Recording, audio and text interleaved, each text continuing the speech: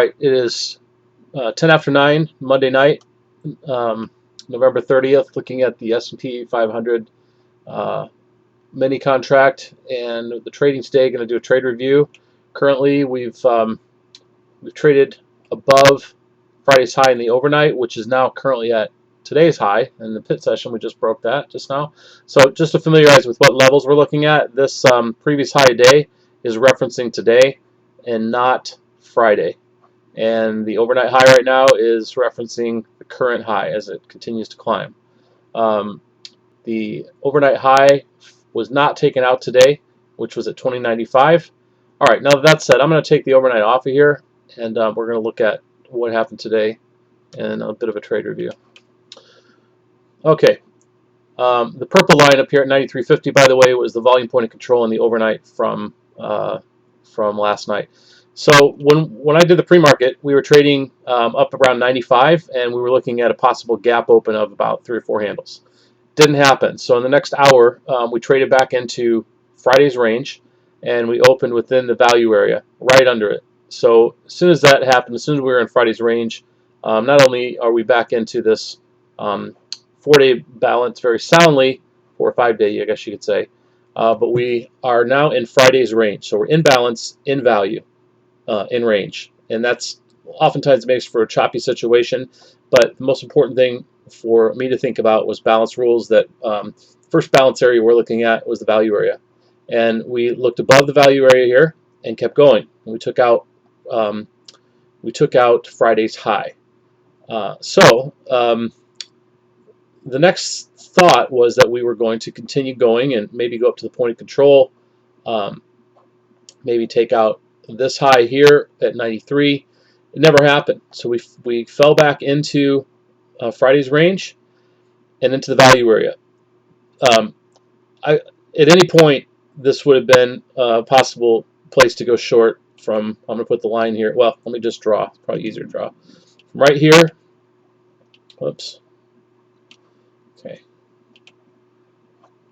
What's going on with my pen? Okay.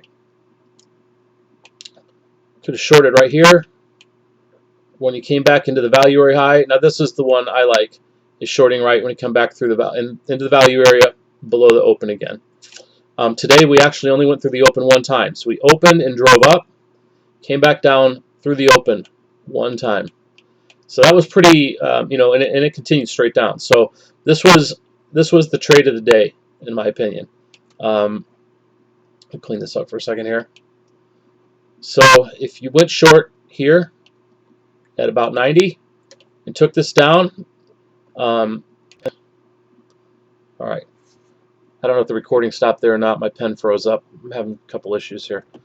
So let me go back to scrolling this back up here. Let's see. All right. So this trade be the first trade of the day. At least for me, I wasn't going with an open and drive here because, I mean, of course, once it broke, you could have gone long right here or right here, but then you have low risk. But that's, I don't know, to go long or short right off the open. I mean, you got to be in a good spot. I didn't feel opening in range and value was a great spot. I mean, most often it just goes back and forth through the open, even if we do get a little bit of a push one way or the other. All right, so this would be good from, let's say, 90 down to, could have exited the value where could have exited here, 87.50 at the volume point of control, or the value area low. Whether the purple here is the volume value area. So whether you use that, which was the value area low here was also half back on Friday. So that would be a good place, and you would have picked up about 3 1/4, 3.5 points. Or you could have stayed in it, just tried to ride it out, figuring we got all these single prints that maybe we're going to go to the other side of balance beyond the value area, but we're going to go to the lows. Ultimately, we did, but you wanted to get out before this rally, in my opinion. So when we opened in B, we opened below value, and I think at this point, if you didn't exit, if you were still in that trade and you didn't exit somewhere below this value area low, you actually should have been looking for a place to maybe take back some of these single prints, possibly. But anyway, it was a pretty strong move down, in my opinion. We got right through the balance of the value area, a good part of Friday's range, and ultimately continued down, took out Friday's low later on. All right, so the next good trade would have been at 88.25, so a level I've been talking about for the last week or so is previous month's high. Actually, been talking about longer than that, but it's been many times it's been traded off of or traded around, and this R1, by the way, is for tomorrow, not for today, or it wasn't for today. So I don't remember what the pivots were for today because I've changed them and set my levels for tomorrow. But this level 88.25 remained the same, so we looked above that and failed. This actually was a place to go long, because in C we actually had a reversal pattern here.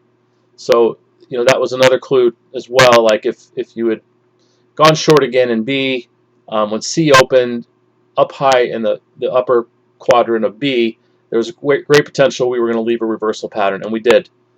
So we had a reversal pattern, and it rallied, so that would be good for a couple points. Now, a day like today, in value, in range, in this huge balance area, there's nothing wrong with taking a few ticks to only a couple points.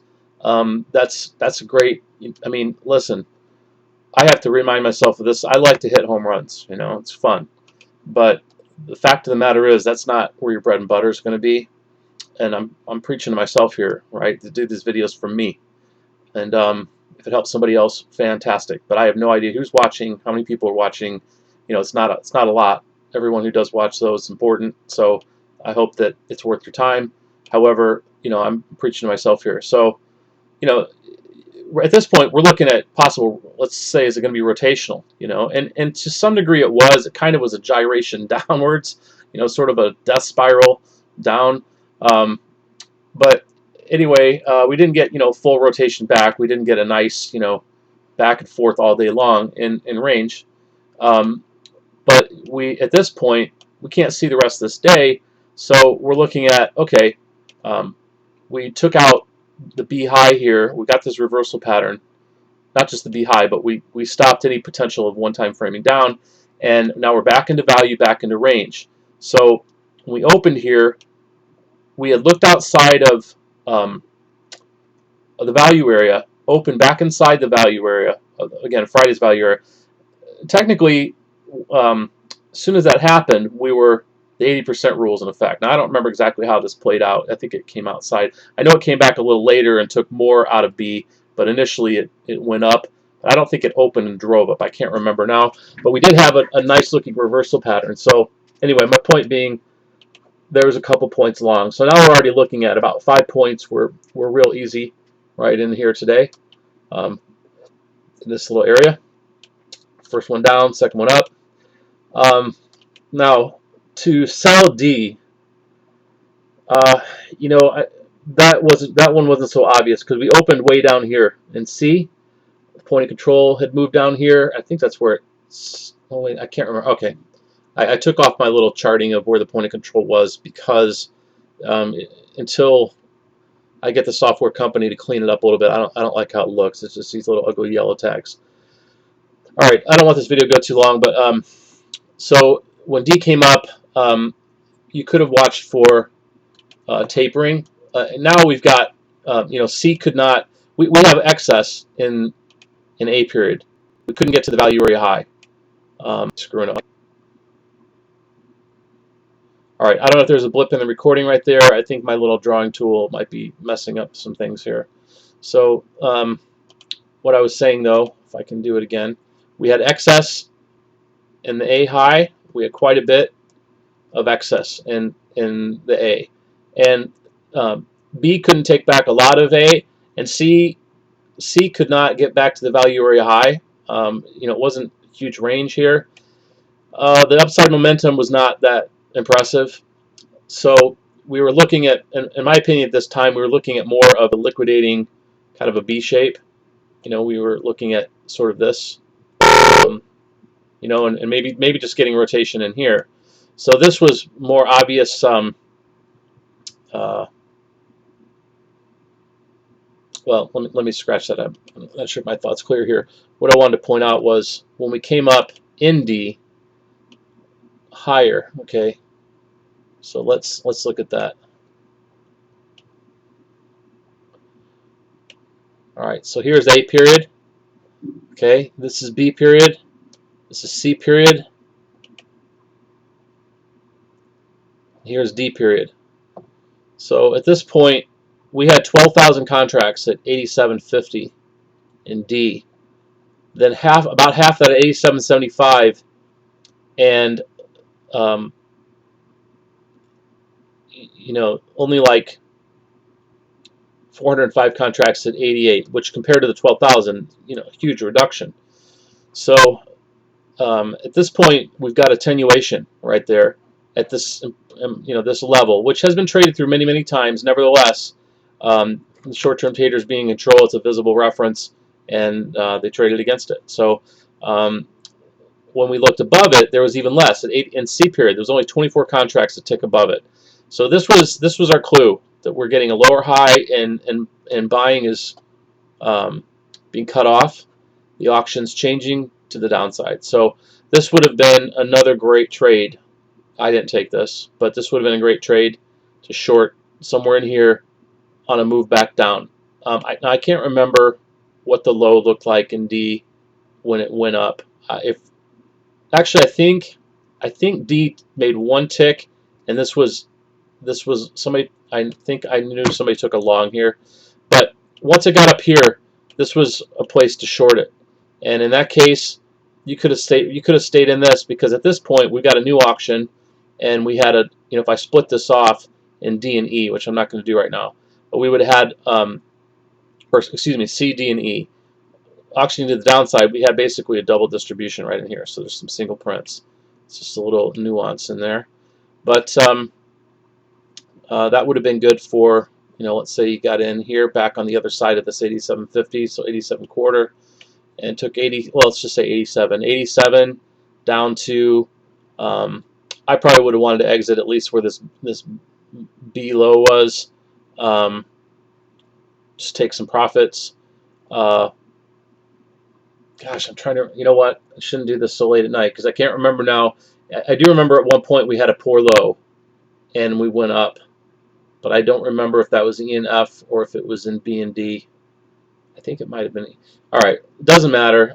I really only wanted to talk about this trade as the trade of the day, and then actually having the flexibility to turn around, recognize a reversal pattern, recognizing a move back into value, and to get a couple points this way. There were other opportunities, and it's important to remember some of these dynamics, and a lot's happened since then. This is this morning, and it's Monday night, and some of this stuff is like trying to remember conversation verbatim that was important, but the details weren't that important to transcribe them, basically. Let me put it that way. Let's see here.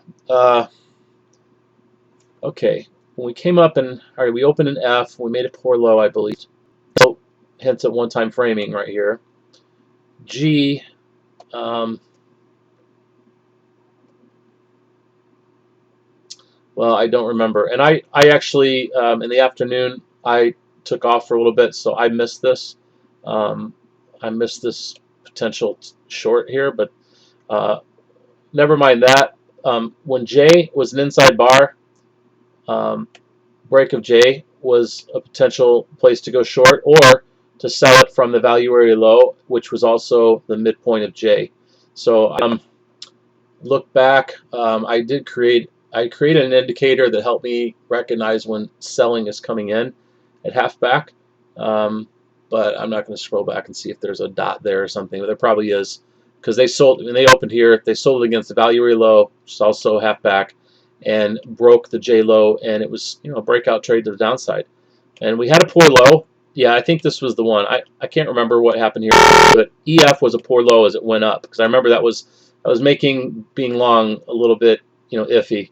But ultimately it came back, and if someone was patient, they could have gotten that trade and made quite a few handles. So even though this range today is not that impressive, if someone was stayed focused all day long and fresh, you got to take breaks and stuff. You got to clear your mind. You got to lighten it up.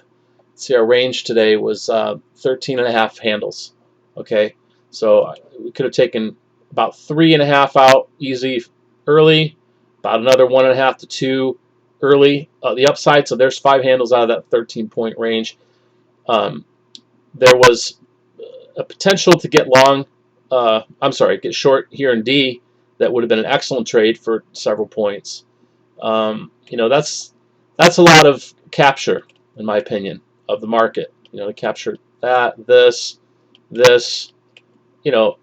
Anyway, so like I said, I wasn't here this part. I didn't take. I don't know. I do remember hearing some stuff, and the upside was a little sketchy again because of the poor low. But as far as getting this short back here, that would have been kind of tough to read. However, once we had the inside bar in J, all bets are off. That's important because now we're like, all right, indecision here. We're balancing. What's the market going to do?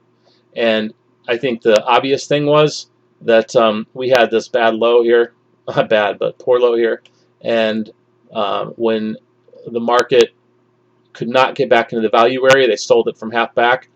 If you weren't joining them as an early adopter, you better get your butt in the breakout, right? So whoosh, that'd be another, or the next 15 to 30 minutes, depending on what time that happened, of what we're in it for, and just making, right? You're making it here. And then there wasn't enough, I think, getting too short to really think about a short covering rally at the end. I wasn't feeling it in M period. I did come back for this, and wasn't feeling it. Anyway, all right. This trade review is way longer than I anticipated, twice as long as I anticipated. But again, the only reason I keep it short is because I don't expect people to sit through a 20-minute video, but it's as long as I need it to be. I'm in this for me. Okay? All right. Have a good evening.